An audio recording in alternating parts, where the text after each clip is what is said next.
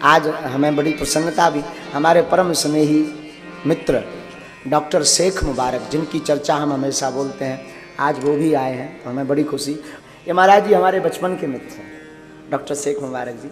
हम दोनों का बड़ा बचपन एक साथ बीता और भली भांति ये हमसे परिचित हैं। लगभग 12 साल हमारी मैत्री को हो गया है। जय बुंदेलखंड, जय भारत माँ। हम आपके जित्तू खरे, बुंदेलखंड के एक छोटे से कलाकार, और जय बुंदेलखंड न्यूज के माध्यम से आज अपने स्टूडियो में आए हैं दमोह जिला किशनगंज में। ऐसी शख्सियत जो अपने आप में परिचय की मोहताज नहीं है। और जय बागेश्वर दरबार, जय सन्यासी बाबा। और अपने बीच में हैं डॉक्टर शेख मुबारक जी, जो बागेश्वर भगवान के परम मित्र हैं बचपन के, जो आपने हमेशा उनकी कथा में इनको नाम लेता आपने सुनो हुई है, इनकी कहानी सुनो हुई है उनकी लाने। तो डॉक्टर शेख मुबारक जी, हम दोनों का बड़ा बचपन एक साथ बीता और भली भांति ये हमसे परिचित हैं। लगभग 12 साल हमारी मैत्री को हो गया है। बड़ी बात तो ये, इनका नाम डॉक्टर शेख मुबारक है, लेकिन इन्होंने हमारी 3 कथाएं अपने गांव में अपने खर्च से करवाई। तो आज जय बुंदेलखंड न्यूज के माध्यम से हम आपके लाने उनसे मिलवा रहे हैं। तो भाई साहब बहुत बहुत स्वागत है आपको जी, बहुत धन्यवाद। और भाई साहब हमारे को कहला है साथ में ये हमारे जो है मित्रगण हैं, भोपाल से हैं आप। अच्छा जी, तो आज आना हुआ था गुरुजी के यहाँ, इसी बहाने जो है गुरुजी की कथा का भी श्रवण हो जाए, दर्शन हो।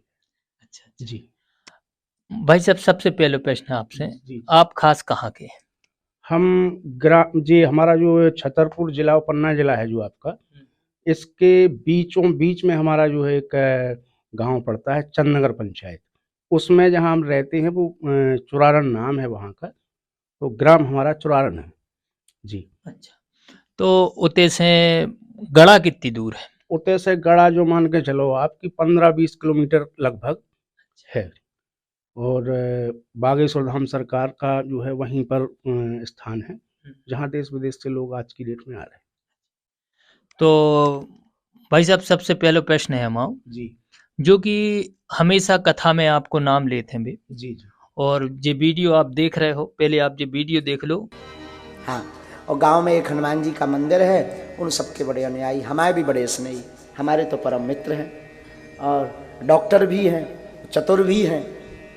नंबर अच्छा, बड़ी बात तो ये, जब बागेश्वर धाम कोई नहीं आता था, तब यहाँ लाइट भी नहीं थी, तब ये यहाँ आकर के सुंदरकांड का पाठ करने आती थी। आपको क्या बतावें, इन्होंने तो हमारे प्रत्येक पहलू को, जीवन को जिया है। महाराज जी ये बेचारा जो है, हम और ये यहाँ नीचे पहाड़ के नीचे कोई बना तना तो था ही नहीं, भीड़ उतनी आती नहीं थी, तो बालुओं में लेटे रहते थे दोनों, सोने के लिए भी स्थान नहीं था यहाँ, तो बालू डली थी यहाँ, बालू निर्माण के लिए बालू पर हम दोनों 1 साल तक लेटते रहे रातों भर। यानी मार्गदर्शन करत भाई कि कैसी दोस्ती कैसी यारी। तो सबसे पहले प्रश्न है हमारा कि जा आपकी दोस्ती की दास्तान कहाँ से चालू होत, जो हमेशा गुरुदेव के मुख पे आपको नाम रहते हैं? दोस्ती की दास्तान बड़ा जो है, मतलब हम कहेंगे इस बात को लेके, यदि हम अपने जीवन में प्रत्येक दैनिक दिन को ही महत्वपूर्ण समझते हैं और हम चाहते हैं कि हमें हर किसी के प्रति प्रेम स्नेह रखना है, तो रास्ते में कब आपको किस रूप में भगवान मिल जाए ये पक्का नहीं रहता है। तो इस वजह से जो है ये उस दौर में बहुत छोटे थे और ये बहुत ही जो है उसमें जो है वेद पुराणों में ज्ञान रखने वाले, बहुत अच्छे सुंदर विचार रखने वाले। अब चूंकि जैसे अर्थ की बात करें तो देखो जी, अमीरी गरीबी तो यहीं आके व्यक्ति के साथ खेल होता है। इस हिसाब से जो है हमारा उनसे वही अचानक मिलना हुआ था और हमें लगा कि गुरुजी के अंदर बहुत कुछ है, जो है आज भी वो चल रहा है। हम लोग स्नेह जो है दिल से जुड़े हुए हैं।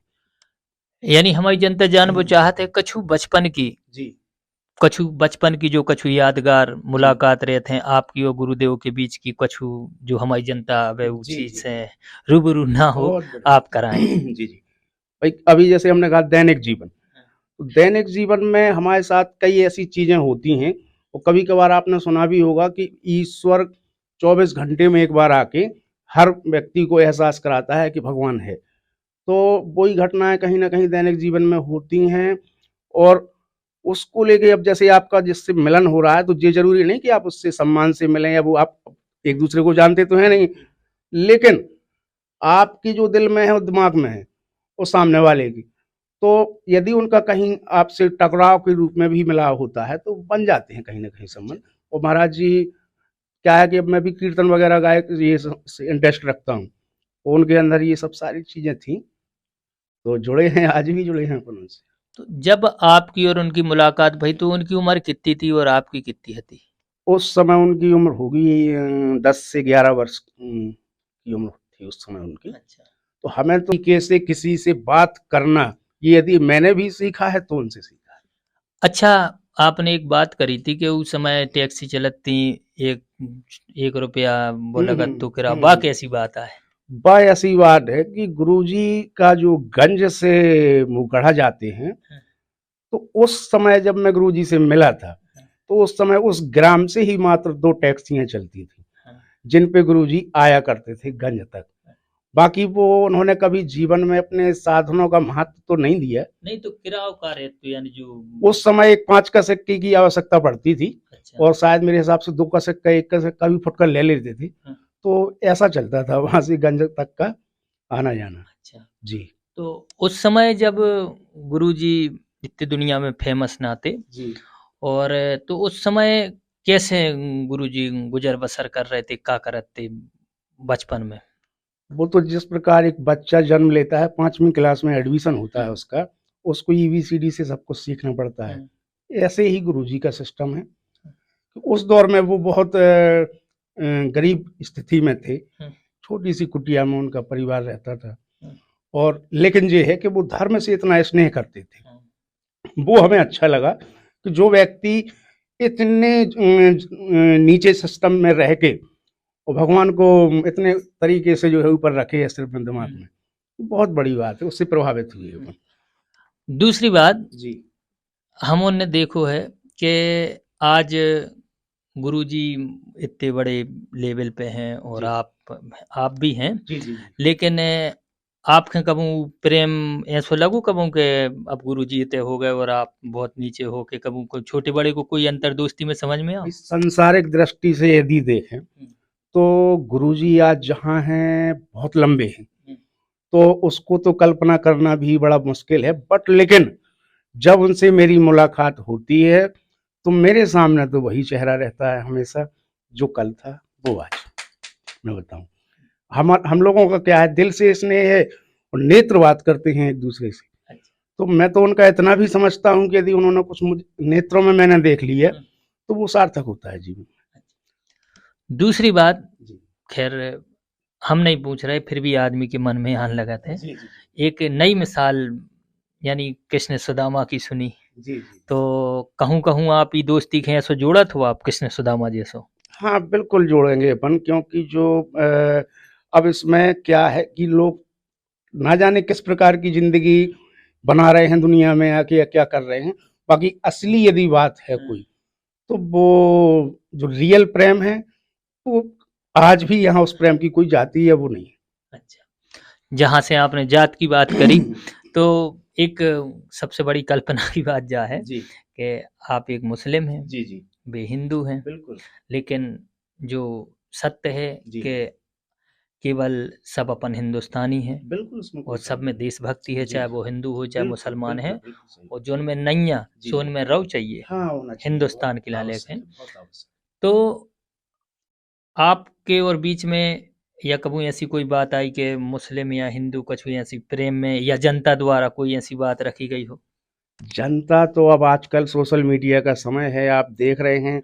और कई बार तो होता क्या है कि आपने भी सुना होगा कि सोशल मीडिया पे यदि किसी को अपन को अपने आप को दिखाना है, तो अब सही बोलने वाले तो पड़े हैं संसार में, बहुत सारी संख्या है, तो थोड़ा बहुत गलत बोलो तो हो सकता है इस चक्कर में जो है हमें व्यक्ति देख ले। तो ये ऐसा नहीं है, मतलब जो है यानी हमारा मतलब क्या जी बेगो, जी, आपके कबू ऐसो अनुभव भाव का के अब कि नहीं हम मुस्लिम हैं और जे हिंदू हैं, ऐसा कछु लगो आपने कबो? हाँ जी, हमें बिल्कुल महसूस नहीं हुआ और हमारा यही रहा है, हम जो इस तरीके के लोग हमें दिख भी जाते हैं अगर, तो हमें बड़ा दुख होता है उनका देख के। इसलिए होता कि बताओ आज इन्होंने अपना अपना रास्ता खुद बंद करके रखा है, क्योंकि अब वो कारण क्या है उसका, ना मैं मंदिर, ना मैं मस्जिद, ना काबे कैलाश में, ना मैं त्रियत्रत में रहता, ना योगी संन्यास में, मुझको कहाँ ढूंढे बंदे, मैं तो तेरे पास में। तो इस हिसाब से जो है जो लोग इस तरीके का वो करते हैं तो वो असली रास्ते से भटके ही लोग कहलाते हैं। तो बहुत बहुत धन्यवाद जेती भाई साहब अपने बीच में, जो नाम आप सुन रहे हैं गुरुदेव के मुख से, और जो ही प्रेम आपको हमेशा बनू रहे, दोनों की दोस्ती सलामत रहे। बिल्कुल। और हमारे भी सुना थे तो बड़ो अच्छो लगत है। जी। और बहुत बहुत धन्यवाद है। अपने साथ में हैं राजकुमार भैया मैथिली जी, जो भोपाल से आए हैं, जो भैया के परम मित्र हैं, और भाई साहब आए हैं। तो भैया जय बुंदेलखंड स्टूडियो में आप सबको बहुत बहुत स्वागत और बहुत बहुत धन्यवाद है, आप लोगों ने अपना कीमती समय दो। अगली खबर के साथ जय बुंदेलखंड न्यूज में हम फिर आपसे मिलते हैं। जय बुंदेलखंड, जय भारत माँ।